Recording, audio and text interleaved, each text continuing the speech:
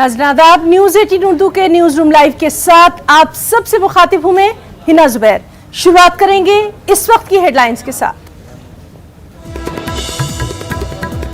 देवेंद्र फडणवीस की रिहाइशगाह पर BJP core committee की अहम मीटिंग। महाराष्ट्र बीजेपी इंचार्ज समेत दीगर बड़े लीडरान रहे मौजूद। आगे की हिकमत अमली पर तबादला ख्याल।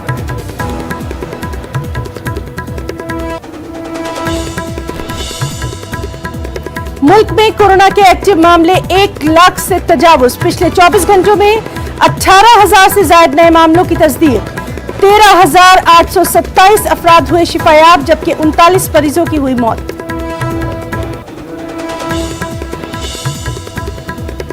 आंध्र प्रदेश के सत्यसाई जिले में हाई टेंशन वायर की जद में आई मिनी ट्रक। हादसे में 8 मुसाफिर हलाक। महलवकीन के अहल खाना के लिए इलेक्ट्रिसिटी महकमे और आंध्र प्रदेश सरकार की तरफ से मुआवजे का ऐलान।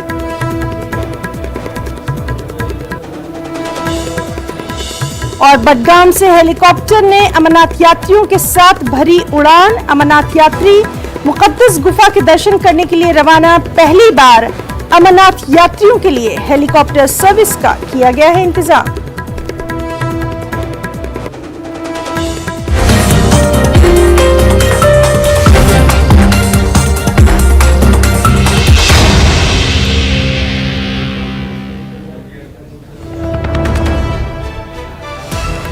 और दोपहर 1 बजे की खबरों की शुरुआत करेंगे इस वक्त की बेहद अहम खबर के साथ। महाराष्ट्र में हुकूमत साजी के लिए बीजेपी में अहम मीटिंग्स का दौर जारी है। शिंदे कैंप में भी आगे की हिकमत अमली पर तबादला ख्याल किया जा रहा है। एकनाथ शिंदे मुंबई पहुंच चुके हैं। आपको बताएं कि देवेंद्र फडणवीस से शिंदे अब मुलाकात करेंगे। वजारतों की तकसीम को लेकर बातचीत हो सकती है। सबसे अहम कि एकनाथ शिंदे गवर्नर भगत सिंह कोश्यारी से भी अहम मुलाकात कर सकते हैं। आपको बताएं कि फडणवीस और शिंदे हुकूमत साजी के लिए गवर्नर से मुलाकात कर सकते हैं, तो बेहद अहम।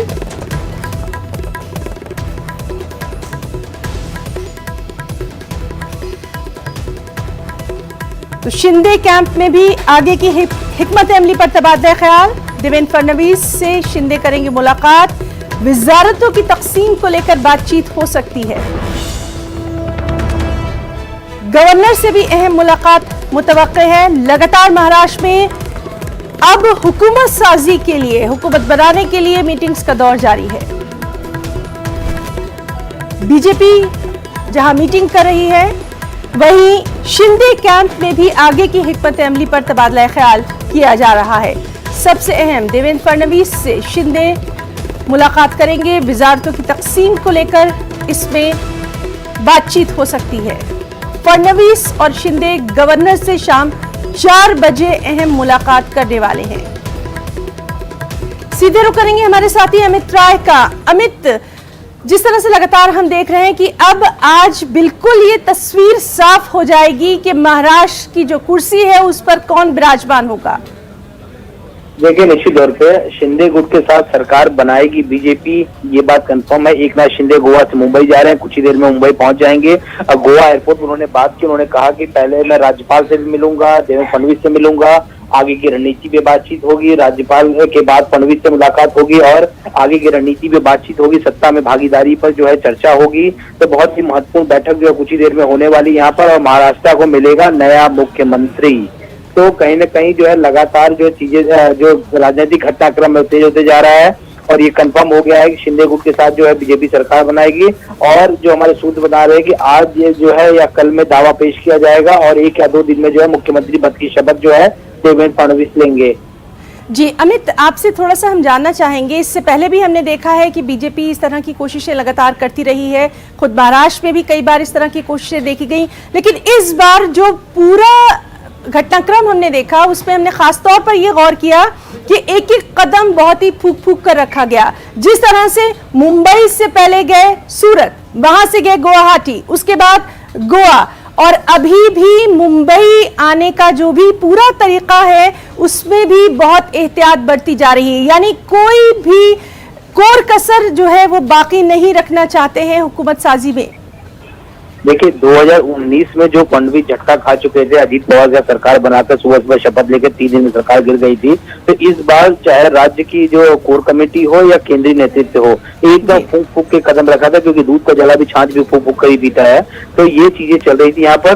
और देखिए एक दिन में 50 विधायक नहीं चले जाएंगे। एक साल से जो हमारे सूत्र बता रहे हैं कि 1 साल से एकनाथ शिंदे आना चाहते थे बीजेपी के पास, लेकिन नंबर वो इकट्ठा नहीं कर पा रहे थे। यानी साल भर लग गया उनको लोगों का मन परिवर्तन करते करते करते करते, और अब जाके उनको जो है 50 का आंकड़ा पार हुआ, जिसमें 39 विधायक जो उनके साथ है और 11 निर्दलीय उनके साथ है। तो लगभग साल भर से शिंदे कोशिश थी लोगों से बातचीत करना, बैठक करना, लेकिन सवाल क्या पैदा होता है कि साल भर से कोशिशें चल रही थी बगावत की, क्या सुबुगाहट उद्धव ठाकरे को नहीं हुई?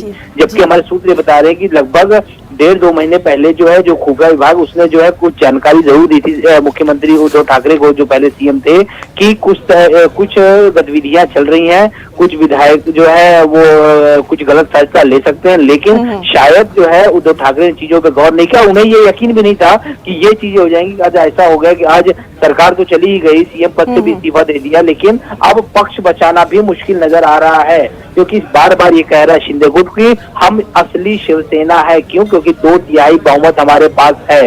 दूसरी बात मैं आपको बता दूं, सुरक्षा की दृष्टि से गोवा से मुंबई आते हुए शिंदे सुरक्षा बढ़ा दी गई, उन्हें जेट सिक्योरिटी जो है प्रोवाइड की गई है, क्योंकि शिव सैनिकों में गुस्सा है किसी प्रकार का जो मुंबई में कोई घटना ना हो, इसके लिए उन्हें सुरक्षा बढ़ा दी गई है। और खबर हमारे पास ये भी आ रही है कि जब वो 8 नंबर गेट पे प्राइवेट जेट से उतरेंगे तो वहां से हेलीकॉप्टर द्वारा जो है महालक्ष्मी रेसकोर्स जाएंगे और वहां से जो है देवेंद्र फडणवीस के घर जाएंगे। लेकिन अगर बारिश चूंकि मुंबई में हो रही है, मौसम ठीक रहा तो वो हेलीकॉप्टर जाएंगे, नहीं तो एयरपोर्ट से जो है बाय रोड जो है वो राज्यपाल और देवेंद्र फडणवीस से मिलने जाएंगे। अमित, एक और बेहद अहम जानकारी आपसे चाहेंगे सिंबल को लेकर। शिवसेना का सिंबल किसके पास रहेगा, इसको लेकर भी मंथन जारी है? देखिए निश्चित तौर पे सिंबल को लेकर मंथन जारी, लेकिन सवाल ये होता है विधिमंडल का नेता एक अलग चीज होती है, पार्टी की राष्ट्रीय कार्यकारिणी एक अलग चीज होती है। भले विधायक तोड़ चुके हैं, लेकिन जो राष्ट्रीय कार्यकारिणी के लोग हैं वो अभी भी उद्धव ठाकरे गुट के साथ मजबूत बने हुए हैं। तो अब ये सारी चीजें चुनाव आयोग के पास अगर जाया जाए, क्योंकि अभी शिंदे गुट की तरफ से कोई चुनाव आयोग के पास गया नहीं है, लेकिन पहले उद्धव ठाकरे ने स्पष्ट कर दिया था राष्ट्रीय कार्यकारिणी की बैठक में कि अगर पक्ष पे या सिंबल पे दावा ठोका जाता है तो चुनाव आयोग पर जाया जाएगा। तो अब इसमें आगे चुनाव आयोग का निर्णय लेना। फिलहाल सबसे जरूरी बात यह है क्या शिंदे शिवसेना मानकर समर्थन देंगे, या वो बीजेपी में शामिल होंगे, या वो बाहर से समर्थन देंगे देवेंद्र फडणवीस को, ये सारी चीजें अभी स्पष्ट होना बाकी है। क्योंकि यहाँ पे हम देख रहे हैं लोगों में रोष भी है। अगर आपके साथ 50 विधायक होते हैं, 50 विधायकों की जो विधानसभा है वहां पर लोगों में रोष कार्यकर्ताओं में, क्योंकि वो तो यही जानते हैं कि शिवसेना है, उद्धव ठाकरे की, बाला साहब ठाकरे शिवसेना है, लेकिन जिस तरह से उन्होंने छुट्टी है कार्यकर्ताओं में रोष है। कार्यकर्ताओं को समझाना, विधानसभा में जाकर लोगों को समझाना, लोगों को चीज स्पष्ट करना बहुत बड़ी चीज है। तो इसी सारी चीजों में लगातार मंथन चल रहा है। जी बिल्कुल अमित, काफी अहम आपने टेक्निकल पॉइंट यहाँ पर रखा है और लगातार महाराष्ट्र के हालात पर नजर बनी हुई है। बहुत बहुत शुक्रिया अमित राय आपका तमाम तर तफसीलात के लिए। एक और अहम खबर आपको दे दें, जयपुर से ये बड़ी खबर है जहां वज़ीर आला अशोक गहलोत उदयपुर रवाना हुए हैं। अशोक गहलोत कन्हैया लाल के अहल खाना से मुलाकात करेंगे और अशोक गहलोत के साथ रियासती वजीर, चीफ सेक्रेटरी और डीजीपी भी मौजूद हैं। तो इस वक्त की एक और अहम खबर जयपुर से, जहां वज़ीर आला अशोक गहलोत उदयपुर के लिए रवाना हुए हैं। तमाम अहम ओहदेदारों के साथ अशोक गहलोत उदयपुर के लिए रवाना हुए हैं। कन्हैया लाल के अहल खाना से वो मुलाकात करेंगे।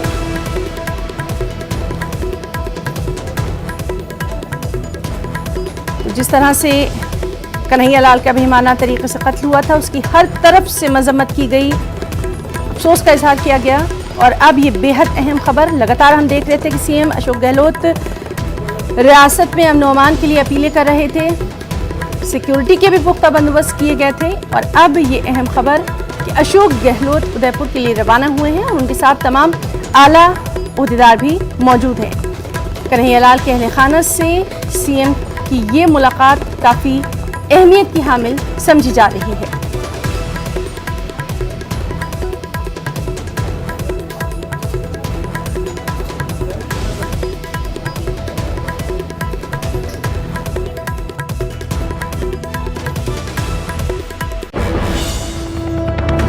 इन्वेस्टिगेशन एजेंसी ने केस ले लिया है अब एसओजी उनको पूरा सहयोग करेगी, क्योंकि उनका दायरा बड़ा दायरा होता है।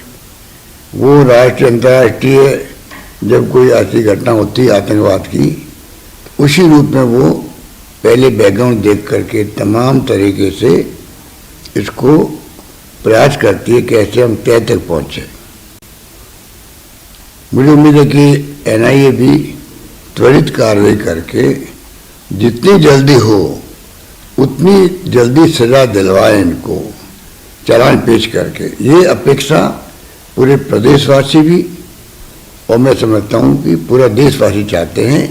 इस घटना को लेकर जो आक्रोश दिलों में पैदा हुआ है, हर नागरिक चाहता है, चाहे वो किसी धर्म का हो, जाति का हो, त्वरित न्याय मिले, त्वरित कार्रवाई हो और जल्दी जल्दी सजा मिले इनको।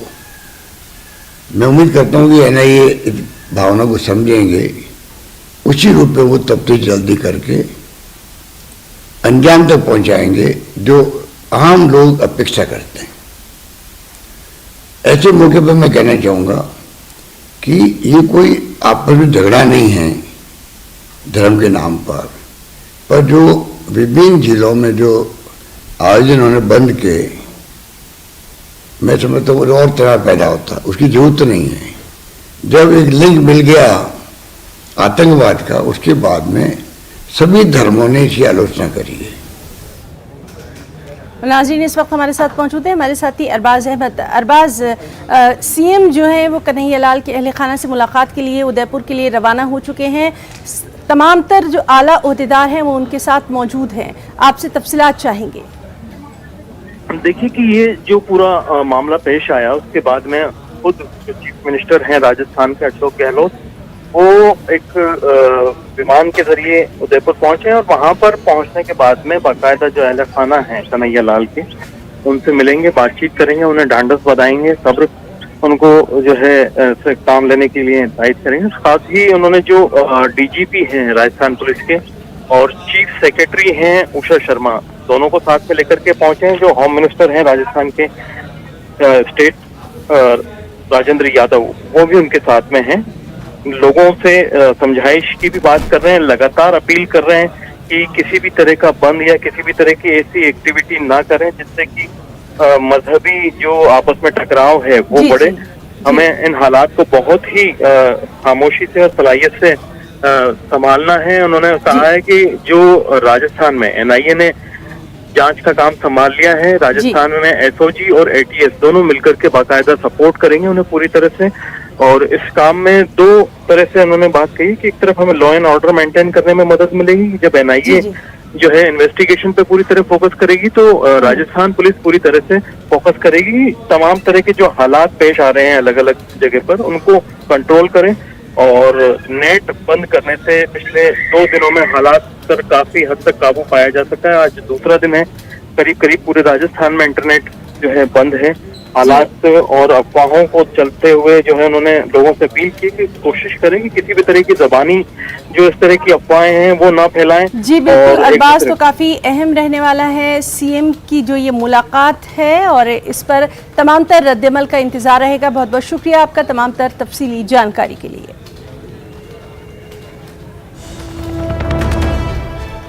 नाज़रीन, इस वक्त की एक अहम खबर आपको कर्नाटक के शिमोगा से दे दें, जहां हर्षा कत्ल मामले में एनआईए की बड़ी कार्रवाई सामने आई है।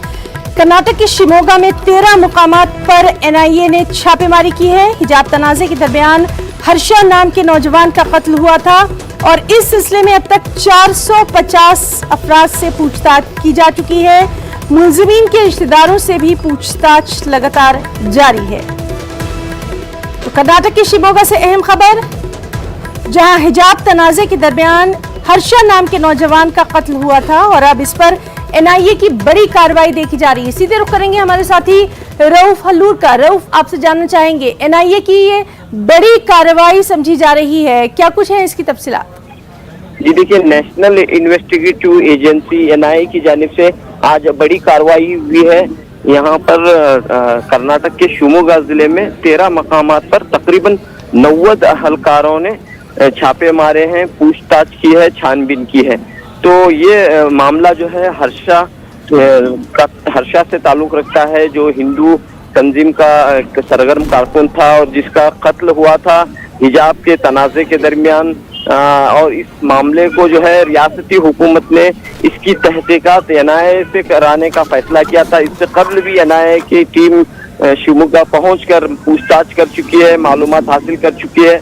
आज फिर जो है आज सुबह 5 बजे एनआईए के अचानक बड़े पैमाने पर कार्रवाई हुई है और 10 बजे सुबह 10 बजे कार्रवाई मुकम्मल भी कर ली गई है।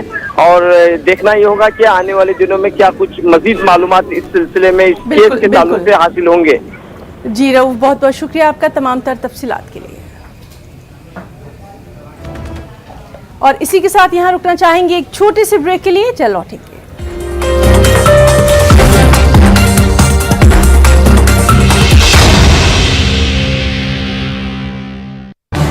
इस न्यूज हेडलाइंस के प्रायोजक पेट सफा आयुर्वेदिक जून। पेट सफा हर रोग दफा।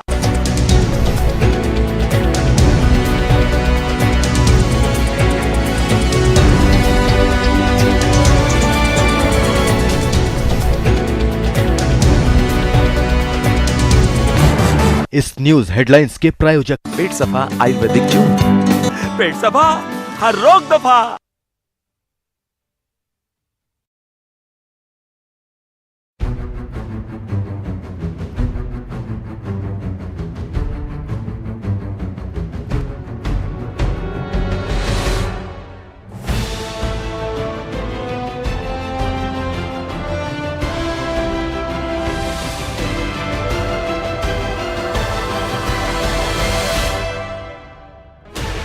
Sixteen channels, 15 languages. इस न्यूज हेडलाइंस के प्रायोजक पेट सफा आयुर्वेदिक जून। पेट सफा हर रोग दफा।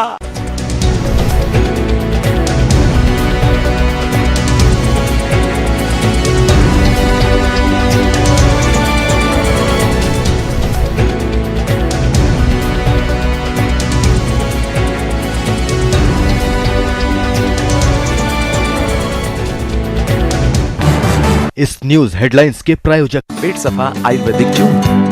पेट सफा हर रोग दफा।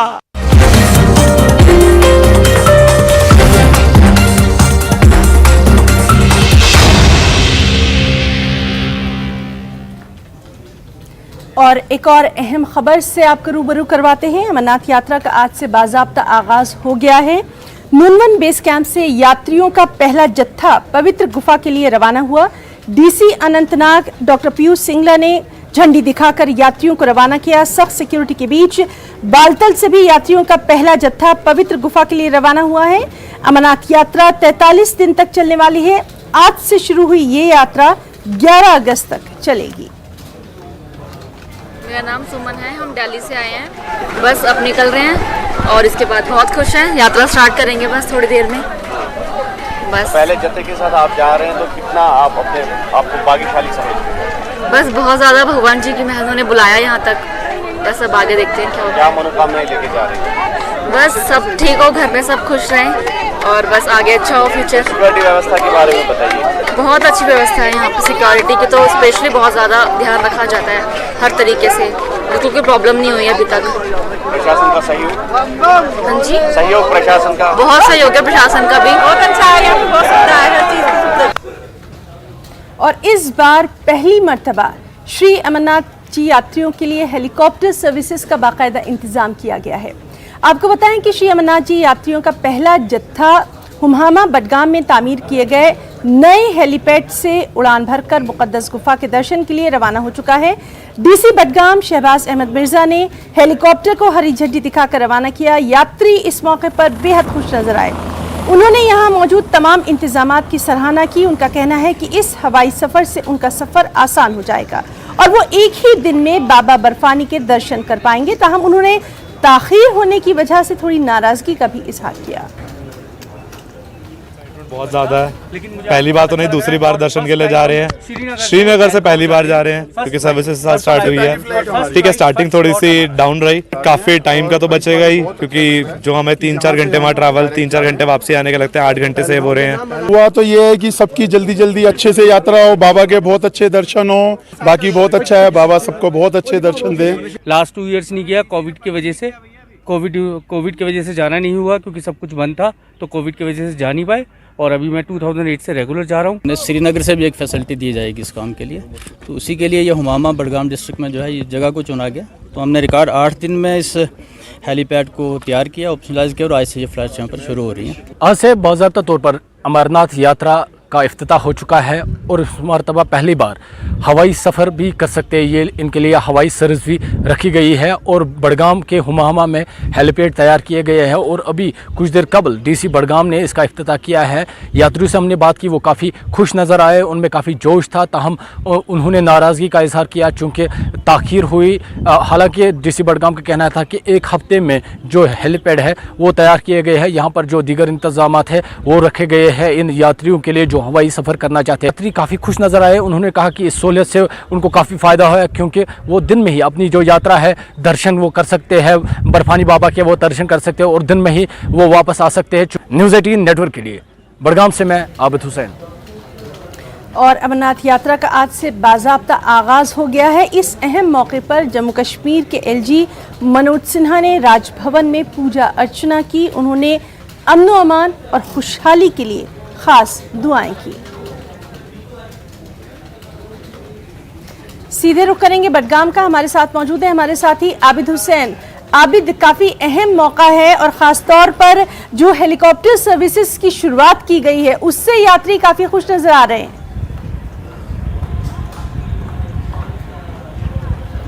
जी हिना, बिल्कुल पहली मरतबा जैसे कि LG मनोज सिन्हा ने पहले ही इसकी इनॉग्रेशन की थी, ऑनलाइन बुकिंग उन्होंने स्टार्ट की थी, जो कि यात्री जो हवाई सफ़र करना चाहते हैं वो श्राइन बोर्ड की वेबसाइट जो है वहाँ से अपनी बुकिंग करा सकते हैं। और बिल्कुल जो बडगाम का हुमामा है यहाँ पर हेलीपैड तैयार किए गए थे और ज़िला इंतज़ामिया बडगाम ने काफ़ी तेज़ इस पर कार्रवाई की और जो ये हेलीपैड है ये तैयार किया है। यहाँ पर 2 चॉपर रखे गए हैं पवन हंस के। ये जो चॉपर है ये तो यहाँ से पहलगाम भी जाते हैं और सोनमर्ग भी जाते हैं, तो दोनों जानिब जहाँ जिस तरह से बुकिंग होती है वहाँ ये जाते हैं। और इसकी खास बात ये है, पहली मरतबा तो हो ही रहा है, श्रीनगर से डायरेक्ट ये यात्री यहाँ से सफ़र कर सकते हैं। और दूसरी बात, सफ़र बच सकता है और दिन में ही जो यात्री है वो अपना जो दर्शन है वो मुकम्मल कर सकते हैं। यहाँ पर हम आपको इंतजामात के हवाले से बता दें, यहाँ पर हेल्थ फैसिलिटी रखी गई है, जो फायर एमरजेंसी सर्विस है वो भी रखी गई है। ज़िला इंतज़ामिया बडगाम के आला उहदेदार यहाँ पे है, सिक्योरिटी का भरपूर यहाँ पर इंतज़ाम रखा गया है। और हम आपको हिना ये भी बता दें, जहाँ पे ये हेलीपैड रखे गए हैं ये बिल्कुल एयरपोर्ट जो श्रीनगर एयरपोर्ट है उसके बिल्कुल सामने है। तो ऐसे में जो यात्री हवाई आ रहे हैं उनके लिए आसानी हो रही है क्योंकि गेट के बाहर वो निकलते हैं। हेलीपैड यहाँ पे बनाया गया है और यहाँ से वो हेलीकॉप्टर के जरिए अपनी जो सफ़र है उसका आगाज़ कर रहे हैं। चूँकि आज पहला दिन था, थोड़ी ताख़ीर हुई, जो यात्री है वो काफ़ी नाराज़ भी नज़र आए, लेकिन उसके बावजूद हमने भी बात की, उनमें काफ़ी जोश था क्योंकि एक दिन में ये सफ़र होगा उनका, जिसे मतलब अगर वो रोड से जाते तो 4-5 घंटे तो लगते, लेकिन यहाँ से जाने में बहुत आसानी हो गई है। जी है ना। जी आबिद, बहुत बहुत शुक्रिया आपका तमाम तर तफसीलात के लिए। आंध्र प्रदेश से आज एक बेहद अफसोसनाक खबर आई। आंध्र प्रदेश के सत्यसाई ज़िले में एक अफसोसनाक वाक़े में 8 अफराद खाकस्तर हो गए। मिनी ट्रक पर हाई टेंशन वायर के गिरने की वजह से इसमें आग लगी। इसके नतीजे में 8 अफराद जिंदा जल गए, कुछ अफराद ज़ख्मी हुए, इन्हें अस्पताल में एडमिट करवाया गया। इनकी तादाद के हवाले से अभी कोई मुस्तनद जानकारी नहीं है। इलेक्ट्रिसिटी महकमे यानी महकमा बिजली की जानिब से महलविकीन के लवाहिकीन के लिए 5-5 जबकि ज़ख्मियों को 2-2 लाख मुआवजे का ऐलान किया गया है। वहीं आंध्र प्रदेश हुकूमत की तरफ से 10-10 लाख रुपए के मुआवजे का ऐलान किया गया है। ఇవాళ ఉదయం సత్యసాయి జిల్లాలో కరెంటు వైరు తెగిపడి ఆటోలో ఉన్న వ్యక్తులు మృతి చెందడం చాలా బాధాకరమైన సంఘటన. దీని మూల కారణం ఆ కరెంటు వైరు పోల్ మీద ఒక ఉడత వెక్కి ఆ వైర్ని ఆ క్రాస్ ఆర్మ్ని షార్ట్ చేయడం వల్ల ఆ వైర్ కట్ అయిపోయి అటుగా వెళ్తున్న ఆటో మీద పడింది. అప్పుడు ఫైర్ అయ్యి ఆటోలో ఉన్న వ్యక్తులు చనిపోవడం జరిగింది. ఈ ఘటన మీద ఇమ్మీడియట్గా ఘటనా స్థలానికి అనంతపురం ఎస్సీ గారిని అలాగే అనంతపురం ఈ గారిని పంపించడం జరిగింది. వాళ్ళు దాని మీద టెక్నికల్ కమిటీ రిపోర్ట్ ఒకటి తీసుకుంటాం. అలాగే ఈ ప్రమాదంలో చనిపోయిన వాళ్ళకి ఇమ్మీడియట్గా 5 లక్షల రూపాయలు ఎక్స్గ్రేషియా ప్రకటించడం జరిగింది. అలాగే గాయపడ్డ వాళ్ళకి 2 లక్షల రూపాయలు అందజేయబడుతుంది. ధర్మం ఆసుపత్రిలో గాయపడిన వాళ్ళకు కూడా సరైన వైద్య సౌకర్యాలు అందేటట్టుగా చూడమని, అలాగే ఆ చనిపోయిన వాళ్ళ కుటుంబాలకు అవసరమైన అన్ని రకాలైన హెల్ప్ చేయమని చెప్పేసి ఆదేశించడం జరిగింది. దీని మీద విజిలెన్స్ కమిటీ కూడా ఎంక్వైరీ చేస్తుంది. ఇటువంటి ఘటన పునరావృతం కాకుండా అన్ని చర్యలు ఎక్స్పెడిషియల్ తీసుకుంటాం. और अब बात करेंगे कोरोना की। जी हां, मुल्क में कोरोना के एक्टिव मामले 1 लाख से तजावुज कर गए हैं। नए मामलों में भी आज इजाफा देखा गया है। जारी करदा आदादशुमार के मुताबिक कोरोना के 18,819 नए मामलों की तस्दीक हुई। इसी दौरान 39 मरीजों की मौत की खबर है। आदादशुमार के मुताबिक पिछले 24 घंटों में 13,800 से ज्यादा अफराद शिफायाब हुए। हालिया दिनों में केरल, महाराष्ट्र, तमिलनाडु, कर्नाटक और मगरबी बंगाल में कोरोना के नए मामलों में ये तेजी देखी जा रही है।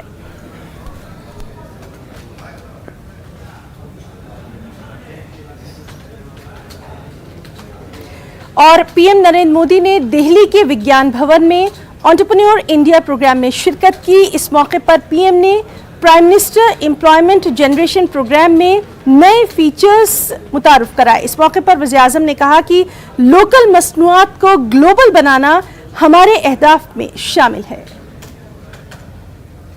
इस श्लोक के भाव को अगर मैं आज के समय के हिसाब से थोड़ा बदल करके कहूं तो मैं ये कहूंगा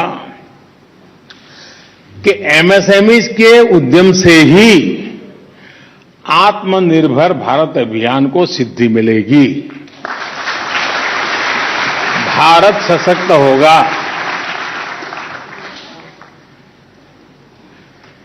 कहने को तो आप लोग सूक्ष्म, लघु और मध्यम उद्यमी है, लेकिन 21वीं सदी का भारत जिस ऊंचाई को प्राप्त करेगा उसमें आप सभी की भूमिका बहुत अहम है। भारत का एक्सपोर्ट लगातार बढ़े, भारत के प्रोडक्ट्स नए बाजारों में पहुंचे, इसके लिए देश के एमएसएमई सेक्टर का सशक्त होना बहुत जरूरी है। हमारी सरकार आपके इसी सामर्थ्य, इस सेक्टर की असीम संभावनाओं को ध्यान में रखते हुए निर्णय ले रही है, नई नीतियां बना रही है। हमारे देश के हर जिले में, हर हिस्से में जो हमारे अद्भुत उत्पाद हैं, उन लोकल उत्पादों को हमने ग्लोबल बनाने का संकल्प लिया है। प्रयास ये है कि मेक इन इंडिया के लिए लोकल सप्लाई चेन बने, जो भारत की विदेशों पर निर्भरता कम कर सके।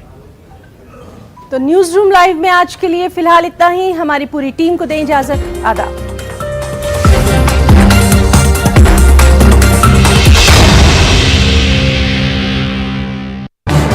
इस न्यूज हेडलाइंस के प्रायोजक पेट सफा आयुर्वेदिक जून।